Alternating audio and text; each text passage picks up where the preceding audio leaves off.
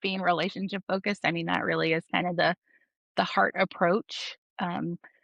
Care more about people than you care about the sale, because then I think the sales will come. Welcome to the Other 99% podcast. I'm your host, Lisa Duck, a coffee loving direct sales enthusiast who's obsessed with a good digital system. Come join me for a realistic look into the world of direct sales. We'll explore inspiring perspectives, learn about unique business tips, and celebrate success stories that often go untold. Because on the other 99%, every seller matters. Hey everyone, it is me, Lisa, and welcome back to another episode of the Other 99%. I'm here with our co-host Susan Larimer and our special guest Melina Dixon. And you guys probably know Melina. She's been on the episode or on the podcast before. She came back on our 100th episode and joined us on screen. And we just love everything about Melina. We love her energy. We love everything. So, Melina, for those of our listeners who don't know who you are, can you just share a little bit about who you are, what you do, and all that stuff? Yes, I absolutely can. My name is Melina Dixon. I'm a former direct seller. Believe it or not, I spent 21 years in the field. I'm only 28. Figure that math out. And I left the field. I'm coming up on almost a year ago that I left. Um, I guess I hung up my direct sales hat, and now I have the brand Melina Dixon Heart and Hustle, where I share tips, tools, and resources, really heavily focused on relationship building and engagement for direct and social sellers. But basically, I like to think of myself as your business bestie, someone that you can bounce ideas off of and just help you figure things out when you get stuck. So it's a lot of fun. Happy to be here. I love this podcast so much. Yay. Longtime listener. Yeah, Melina has a great training for us. I'm going to say tonight because we're recording tonight, but she has a great training for us. But I'm curious, how did you transition from being in direct sales to really having your own business and Yeah. helping direct sellers? So, I honestly don't think that we really dove into this in the last episode completely, but this doing what I'm doing now is actually something that has kind of been on my mind and on my heart, no pun intended, for a couple of years. I am so fortunate. I have an incredibly supportive husband. I mean, he definitely has to save me from myself a lot because I love to work and say yes to too many things. But he, for a couple years, was like, you really need to think about, doing your own thing, getting into digital products. And I just kept saying no. I was working part time for someone who was a big name. It still is a big name, but was a big name in our industry, Amanda Todd. And I thought, oh, if I do my own thing, like I knew, because I keep it real. I'm a positive person, but I also keep it real. I wasn't direct competition for her, but at the same time, I was joining a space that she was already in. And that just, I wouldn't do it without her blessing. I did get her blessing, and then I still did nothing for at least a year. And yeah, so my husband, kept encouraging me, and the timing just kind of became right. Had a interesting conversation with Amanda in April of 2025. Was shifting in her business, and I said, "Yes, I'll do it." And the only way I would do it is by leaving the company that I was with. I knew for compliance purposes, I'm a big rule follower. I knew that it was not ethical for me to do both, because I wanted all of those wonderful friends that I've made to be able to, join my group and take advantage of the tools and resources I was going to offer. And I just could not be a consultant with that company and kind of use my power of influence to sell to them. So it was the easiest and hardest decision I think that I've ever made, to walk away after 21 years. Like, I didn't go on an incentive trip last year. I didn't go on one this year. Like, I didn't go to a conference. Like, it's different on this side, but it's also really exciting over here too.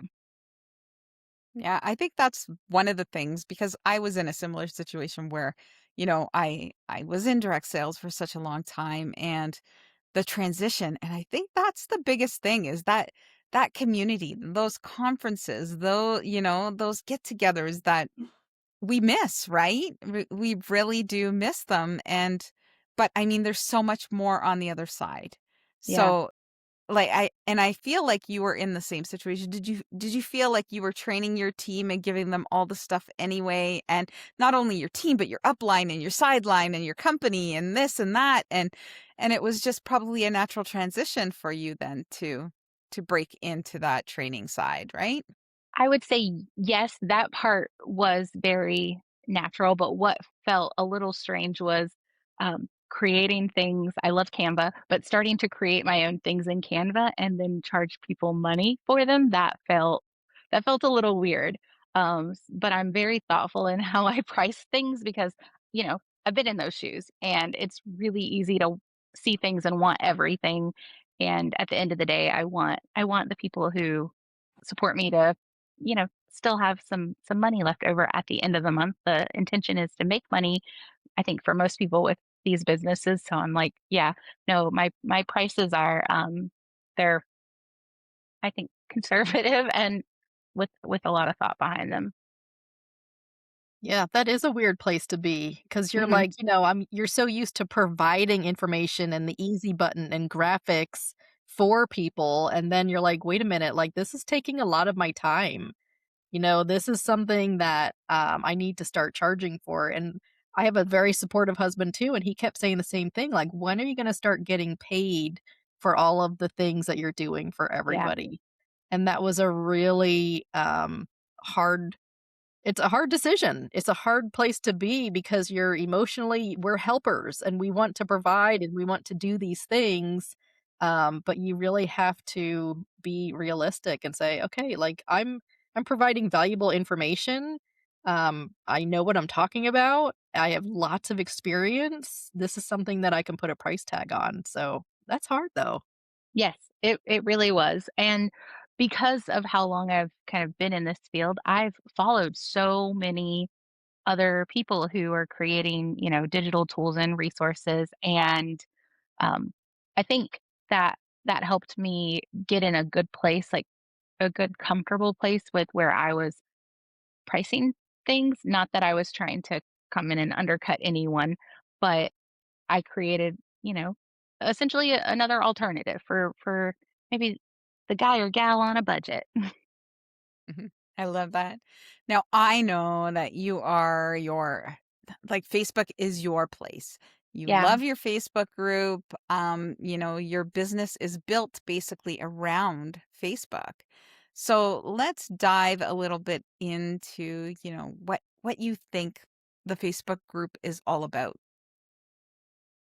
Yes. Okay. Well, I want a quick disclaimer. I do feel very strongly about Facebook groups, but I also am a big advocate for people um, you growing an email list. I've been talking about it a lot more frequently. Lisa, I know that you have a great course on kind of getting going with email. So I believe wholeheartedly in that. Facebook is borrowed land. We don't pay rent to live here, and so they can kick us out anytime they want. Um, but thankfully, they haven't done that yet. And so I love Facebook, but I'm also it's like when you know the neighbor dog doesn't like you. You proceed with caution. So that's kind of my philosophy, but I feel really strongly about just how great groups are for building community. That's what Facebook essentially wants us to do. And so that is where kind of my direct sales business took me. I started out with a business page because that was the only option, back in my day. And then groups became a thing and I was like, "Okay, what's this about?" And eventually everyone was talking about a VIP group. Uh I don't think of any of the Facebook groups that I have run or the group I'm currently running for my business. I don't think of it as a VIP group. It's a community, and I think of it in terms of like everyone is there kind of for a common topic or interest. So when I was in direct sales, it was people who wanted to fragrance their home and make their spaces feel cozy. And now my community group is for people who are trying to, grow their business and move the needle there. So yeah, I don't use the VIP word anymore, but I know some people still do. The Facebook, that always got me when people called it their VIP or VIP group, and I wasn't a big fan of that either. But I need to know, are you, now that I know that you can change your Facebook settings, because we all had private groups before. Hmm. Now that you change them to from private to public, are you pro private or pro public? I'm pro private. Are you? Yeah. Yeah,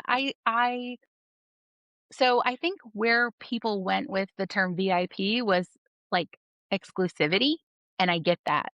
It's a space that not everybody gets to be in, but for people that, you know, are interested in, and again, that topic, whatever it is that you sell, what you're offering in your group, I still want it to be kind of an exclusive private place. Not everyone gets to see what goes on over there. And it's not because, I was ever trying to hide anything, but my group was private from the get go and it stayed private the whole time. So that's kind of my my soapbox feelings about it. Um, yeah, some people do have public groups, and I would say if you're going to have a public group, you might as well just have a business page because that's public. And I think Facebook likes pages as well. So that's how I would kind of do things.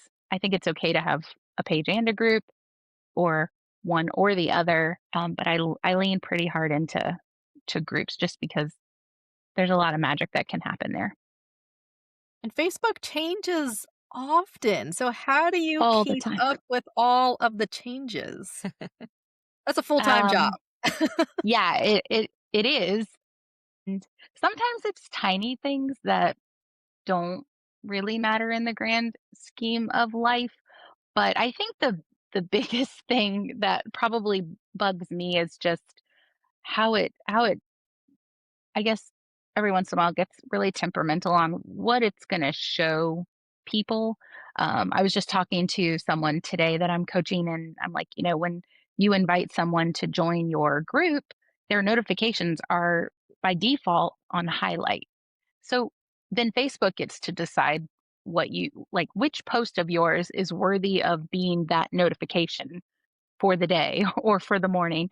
And so I think a lot about, how do I encourage when you get someone to join your group, like get them to turn their notifications to on so they get everything. But then I also think, okay, if someone's willing to give us all their notifications, we have to protect it. It's like that's precious It's an because honor. Yeah. yeah, it is. And like I'm it's so funny because I'm in this space and I'm trying to teach people things and I am probably like not the person they want in their groups because because I get really overwhelmed by all the notifications. So, Mm. I'm one of those people that like I pay very close attention to like how many emails that I have, that little red dot on my iPhone telling me how many I have. When that number gets too high, like this eye starts twitching. It's really serious for me. And the same thing happens with my Facebook notifications. And so, yes, so it's like one of those like rock in a hard place situations. Like I want people in my group to have all their notifications on, but then I have to be a good steward of that too. So I think that leads us to like our main topic of conversation, just, you know, content Yeah. in groups. But yeah, I don't know where we were going, but this is where it ended. Yeah, but I think we're gonna like jump into your heart-centered approach and like talk a little bit about what you do there. But I just want to say the best thing that I ever did with my Facebook notifications is every morning I delete them. Like I go through, yep, I go through and I click on the ones that I need to like that need my attention, whether it's like in a group on my personal Facebook page, on my business pages or whatever, but then they get deleted. So I see everything that Facebook gives me that way. I don't miss anything. And I don't remember who told me to do that, but oh my goodness, it took me forever to delete all my notifications the first time. I wish there was just a delete all button, Yeah. but you Yeah. had to go through one at a time. But it was the best time I ever spent. And it's so freeing because I know exactly what I need to see and where I need to be. So, Wow. I've been yeah. on Facebook since 2008. I'm scared to Yeah. delete 18 years I think of that's notifications. impossible. Let me tell you, when I first did it, it was a very, very long process, but Oh, I am so happy that I did it. well, Wow. Yeah. I have a hair appointment coming up, so maybe I'll do that while I'm in the chair. Exactly. That's funny. All right, so let's dive in a little bit and talk about, your heart-centered approach, like what it is that Facebook posting is to you. Yeah. Okay. So this is where it gets so good. I have Look, she's so all many. excited. Like, I'm so excited. You guys are witnessing me geek out about a topic that I just really love talking about, and I won't apologize for it. So my heart-centered approach really was kind of born from me wanting to have this is a dirty word, a party formula. But but I think the principles of it, I think it really applies to Facebook across the board, whether you're in a group in Messenger, even posting about, oh my gosh, another dirty thought, posting about your business on your personal page. Like you can do that. You Mhm. can. And there's, ineffective ways to do it and there are effective ways to do it. So really, the H is for being helpful. It's helpful content. It's basically showing how your product solves a problem. I am big on that. One or two times a year, I do a training called Yo, I Solve It. It's 90s themed, and it's all about creating content about the products that you sell, showing those problems that they solve. And it might be simple things like I'm thinking, Lisa, helping people come up with simple meals that their families love, family approved meals. So you've got, you know, great ingredients that turn an average meal into something that people are like they're fighting over, like who gets the leftovers. Although I Mhm. think I I think I saw something, I saw a comment you made on Facebook that you put the $11.17 chicken back to get the $11.58 I do. chicken because I you've do. got a hungry family. Oh, so maybe there are no leftovers. But No um leftovers in my no, house, hardly ever. I love it. But yeah, really just, showing up as a helper. People don't care how much you know till they know how much you care. That might be my quote for the episode. I learned that way back in my cosmetic days when I was a beauty consultant. You know. And then the E is really for entertaining because I think that's important. I think the more you make somebody laugh, especially when you're, when you're live or in conversation with them, voice notes. I love voice notes, but entertaining and educating is huge. And like I was saying, the more someone laughs, like I always like attributed like laughter to sales. I'm like, "Oh my gosh, they're having so much fun." Like, especially when I was doing home parties, they are laughing at me so much. Like, this is my internal monologue. I'm gonna sell so much tonight because you created an experience. That's the big thing.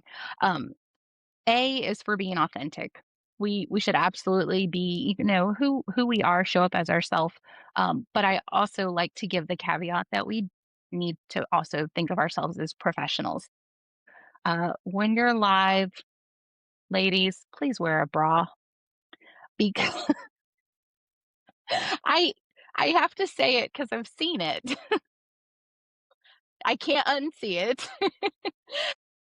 So Again, like I feel very strongly that, because some people will say, "Oh, I can't go on camera because I don't like how I look or I don't like my voice." I, for the longest time, did not like hearing my own voice and definitely still sometimes struggle with seeing myself on camera, but I feel really strongly. I feel like the title of this episode should be Melina Dixon feels really strongly because I feel really strongly about a lot of things. But I feel really strongly that there are people out there looking for like you specifically. So if you don't show up, they can't find you. Yeah, So that's we true. want to show up, be authentic, but again, like filter it all through the professional level, like not level, professional funnel because you're a business owner. At the end of the day, you're a business owner. So, WWBOD. What would a business owner do? And then the R is just being relationship focused. I mean, that really is kind of the heart approach. Care more about people than you care about the sale, because then I think the sales will come.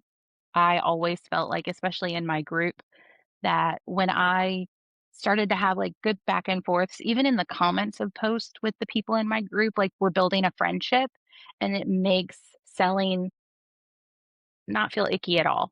Um, then we don't have to do some of the things that I would encourage people not to do, like post that you're in a challenge, someone challenged you to sell X amount of things. Like, it's 2026. Those things they're not effective. They might work once, they might work more than once, but generally speaking, they don't, that's not a strategy for your business.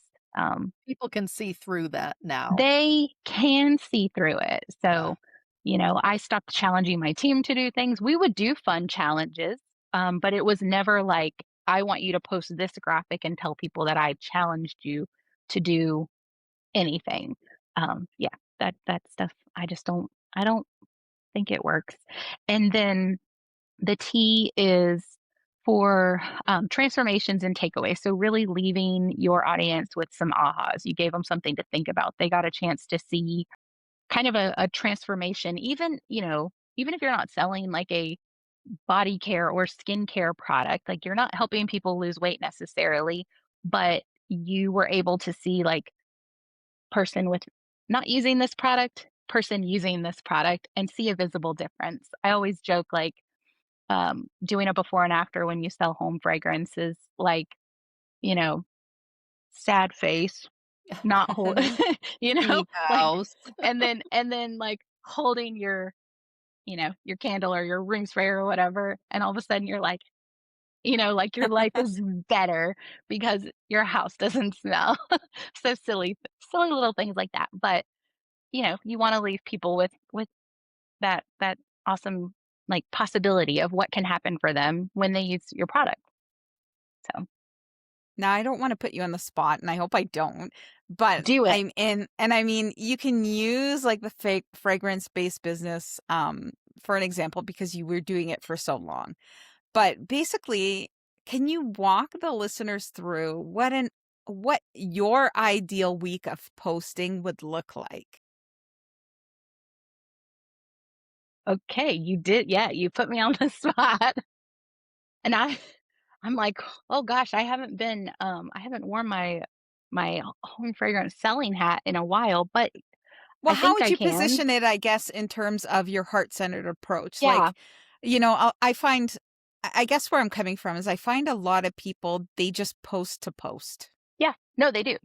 A They're not really doing it for value in they're just looking for that next like, that next comment, and they don't even care. They don't even go back and comment. They don't even go back and interact. So, Yeah, in like an ideal world, what should they be posting? Like how do you get this heart-centered approach? Like how do you tell your VIPs or your community that you value them enough?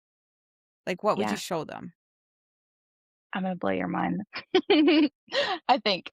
So, yeah, we're gonna peel back an extra layer before we even get into product content. I um feel very strongly.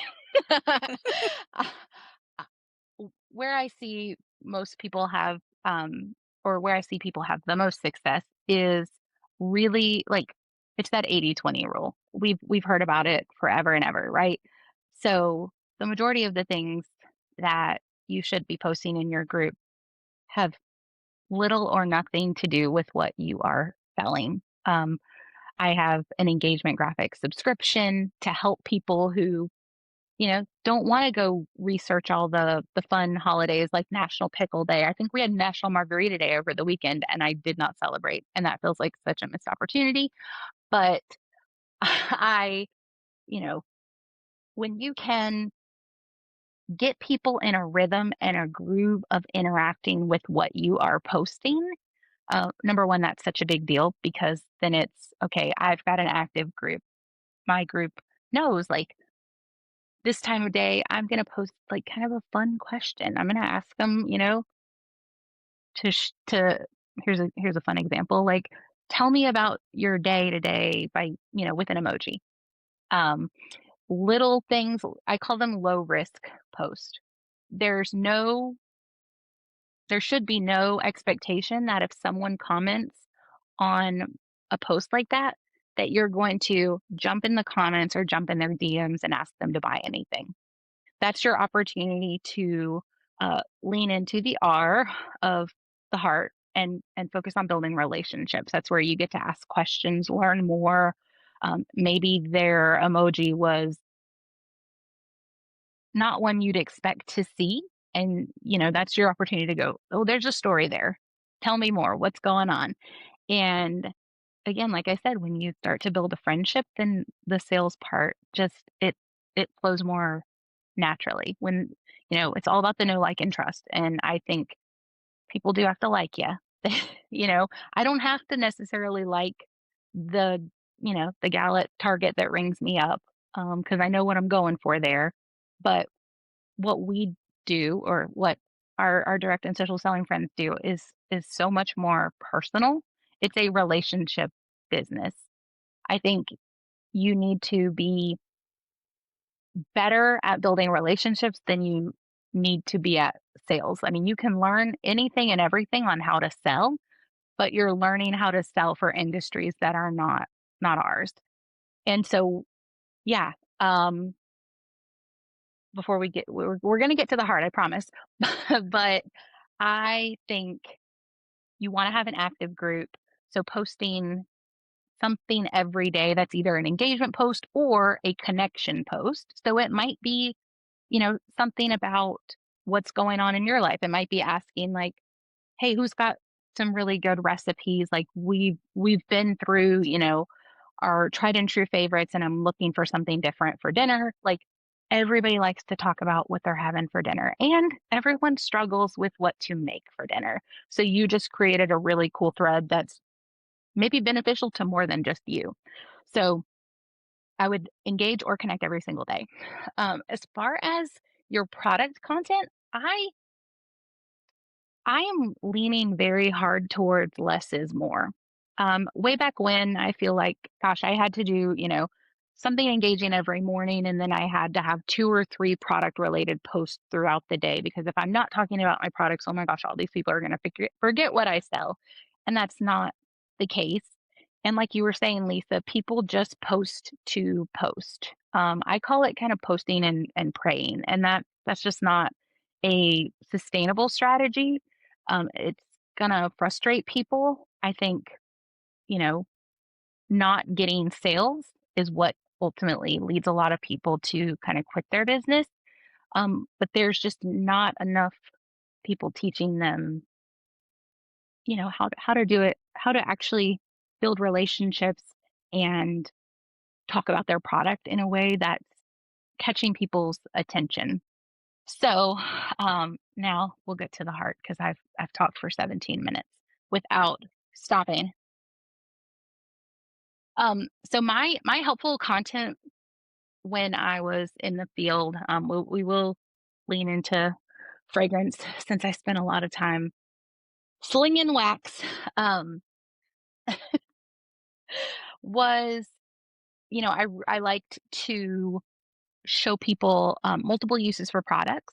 So I sold a wax melt in sprinkle form. And so you could put it in the cat litter box, put it in the bottom of your trash can. You could put it in sachet bags and put it in hampers and dresser drawers. See how quick it's coming back. It's all coming back to me now. You could put it in a warmer, and we had a couple different, kinds of warmers, which then brings in the added element of decor. So helping people find, simple but fun ways to kind of jazz up a space without having to completely redecorate their whole home. So yeah, that's that kind of content. I think it would be my helpful content, entertaining and educating, how to change the wax in your warmer, or how to fragrance on the go. So if you have products that are great for cars or great for travel, that's a really fun opportunity to showcase those things. I like to ask a lot of questions. I would, if I was, going to focus on how to fragrance on the go, I might say something like, "We're going on a road trip. The car, like I've got our snacks. I've got a great playlist, but let's talk about how we want the car to smell." And so just getting people to share, what their preference would be, and then kind of showing them the different products that we could use to fragrance in the car. Hey everyone, just a quick pause to thank today's sponsor, CinchShare. CinchShare is a social media scheduler designed for direct sellers and creators alike. It's your go-to tool for planning, scheduling, and simplifying social media right from your phone. Built to take away the overwhelm, it lets you upload your own content, use a ready-to-share library, schedule across multiple platforms, or post on the go using the CinchShare keyboard. Want to learn more about CinchShare or grab a free 30-day trial? Visit lisadoc.com/CinchShare. Now back to the episode. So yeah, I think I've been pretty authentic through all this. So we'll just pass over A, and then just the relationship part is replying to those comments. If you post something for your business and someone comments and you don't reply, that is like that is like walking into a room shouting something wonderful and people shouting back and you just walk right out. Like you just pieced out. So what's the incentive to get them to ever comment on something again if you're not even going to acknowledge them? So yeah, and then as far as like transformation and your takeaways, before and afters are awesome for that. I also really liked to share testimonials. So where people, that I I don't know how I got so good at this. I guess I just asked enough, but like people would send me pictures once they got their warmers set up or their diffusers. Um, People would tell me about recipe combinations that they created. Like someone accidentally mixed two really random scents together and they were like, I actually really liked it. And so that's fun information. But yeah, those stories of people who've used the products and benefited from it. I had a customer named Carrie who got really horrible migraines with a lot of fragrances, and the fact that she didn't with what I was selling was really really big. So being able to share that. Did that help? I know you Yeah. put me on the spot and I gave you I, a I lot did of I did put you information. on the spot, but it's so funny because there was one thing, but I didn't want to interrupt you. You know how like I love the phrase post and pray. I used it for a number of years with my team. Like, don't expect results if you're just posting and praying. But one thing that you said really stood out to me was, you don't want to just post those marketing graphics because they're going to be the same as everyone else's marketing graphics. But then you also said that you can use your sprinkles in kitty litter. So I'm like, what a scroll stopping, piece or picture if you just have a clean litter box there. And people are like, "What? What's going on here?" And then that's where you could like tie your business and your products in without actually selling because you're telling a story about how you use the products in your everyday life and people are going to actually love you for that because I didn't know you could use those sprinkles in kitty litter. Like that's so amazing, right? Yeah. No, isn't that really cool? And that was such a big thing for me, like, again, finding all those other uses for products. Like, Susan, you probably have tons of things that like the product intention was this one thing, but then other people are using it this other way. And I think that makes the product that you sell like so much more valuable because a lot of people, like myself included, like we're budget people. I don't I don't have multiple homes and I don't have a yacht and my car is 14 years old and I'm very aware of that. And so if you're like, "Hey, I've got this thing and it does all these things," Well, like just like that Susan's lipstick story, right? Your lipstick okay, story. That's like crazy. I I feel like sell a I know lot of this, lipstick in the but summertime. yes, you did sell a lot of lip I know this, but I'm, like, forgetting it, sorry, I'm Well, my lips would burn every Oh, summer that's on the right. beach, and I would use SPF lip balm, like, everything from the store, I tried everything, and they would burn and blister, and my lips are not that big. I don't have those big, like, great lips. I don't know what the deal is. I think I lick them a lot, so then, they're I don't know. They burn all the time, and then, someone told me about I guess about lipstick, and I'm like, "I'm not a lipstick wearer." Like, I don't wear it, I don't feel like I'm grown up enough to wear lipstick. But in the summertime, on the beach, I wear lipstick, and it is the only thing that prevented my lips from burning. So, every summer, I'm like, "It's time, like, get your Yep, lipstick," because it's that physical barrier that protects your lips, and I sell a ton of it in the summertime. Yeah. That's my that lips. that is awesome, and yes, I remember now your story, and so as you were talking about it, I'm envisioning, like, the people on the beach who would have, like, the white paint down their nose and, like, almost like it's like almost like war paint, really, but it helped, like, block, like, or what's the word? Um, I don't know because I don't know science, but it like, the sun almost bounced off that, and it Yeah. didn't bother their face. So, yeah, you created, like, a magical barrier, which is really cool, and And it looks that's a great big too. deal. It does look great. Yeah. Yeah. We have, the Healing Elements balm. It was originally formulated as a diaper rash cream. And people were like, "Oh, I'm using it on eczema. I'm using it on rashes and cuts and fresh tattoos." And so when Oh, I wow. used to do parties, I would always say, "This is like, remember the Windex from my big fat Greek wedding? Like he sprayed Windex on everything? Like this is the equivalent. You can any kind of skin condition or ailment or itch or whatever, Healing Elements balm." So I love those multi-purpose products. Alrighty, Yep. Melina, I gotta ask you because I know we were chatting about this before we hit record, and I asked you if you had like a piece of advice that you would give your like younger self for starting direct sales. Wow. Well, I was younger when we started this episode than I am right now.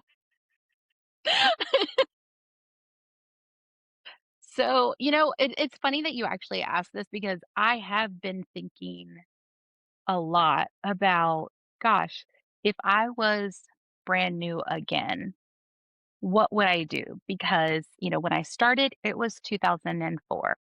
I wasn't on Facebook. Facebook was for college kids only. My company had a website, but technology was not where it is now.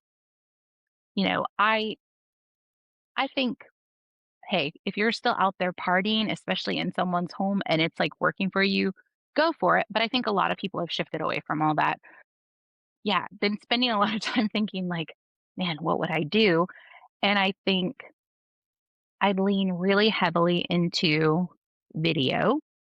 It would not be, hour long demonstrations, but really like I think of it as like lifestyle content, like showing the product, how I'm using it in my daily life, kind of taking people on a journey with me. I used to love to share like what scents I was using, or if I was changing up my decor, I would share that too. Um, and so just things like that to just show how my product, solves a problem. But yeah, I think video is a really powerful way to connect. I mean, it's been that way for so long now, and I'd lean heavily into some video. I would build a Facebook community, and I would hopefully I'd have all the knowledge that I have now, and so I wouldn't put so much pressure on myself to feel like I had to post about my products all day every day. I really, really feel like less is more. We are at that place where we don't have to post in our group 4 and 5 times a day. Um, if they're not commenting on the first 3 posts, like, they're probably not gonna comment on the next 2. So let's take the pressure off of ourselves. Let's come up with, like, a really good, you know, formula and strategy that, like, works for us, and then let's spend the other time that we're not creating a bunch of graphics and, you know, taking selfies holding our lip gloss. Like, let's use that time focusing on relationships. So, I think I I answered the agree. question. I think I You, gave you way you more did. than You you did. asked for. All right. Well, I mean, we kept you on here long enough, and our listeners probably have stuff to do. So I just want to wrap up by asking, where can they find you if they want Yeah. to dive a little bit more into your world? Well, I hope that listeners, hi, I hope that you do want to come and hang out with me because it is a lot of fun and you never quite know what I'm going to share or come up with. But you can find me at melinadixon.com. My link will be in the show notes. And on Facebook, actually Facebook and Instagram, you can find me at Heart and Hustle Hub because I love alliteration. But the name to my page is Melina Dixon Heart and Hustle, and my group is Heart and Hustle with Melina Dixon. There's a lot of heart and hustle happening, but you can find me all of those places. And on my website, I always have free resources because sharing is caring, and I really just I wanna be your business bra. I'm here to support you. You got Susan giggling at that one. That's I know. I never well, I'm Malia. I'm never ready for, like, what you're gonna say, and then you catch me off guard, and I'm like, "Did she just say what I think she said?" Imagine being married to me. Alrighty, my friend. Well, I appreciate you taking the time to join us on another episode of The Other 99%. And we hope you guys all come back next week for another great episode. And we'll see you again. Take care. That's a wrap for today's episode of The Other 99%. We just want to say thank you. It truly means the world to us that you're here. Lisa and I absolutely love creating these episodes for you, and we're so grateful to have you in our community. If you enjoyed today's conversation, be sure to like, share with a friend, leave a review, and subscribe so you never miss a new episode. We drop fresh content every Tuesday. Got thoughts, questions, or ideas? Leave us a comment. Want to be a guest on the show? We would love to chat with you. Apply by clicking the link in the show notes.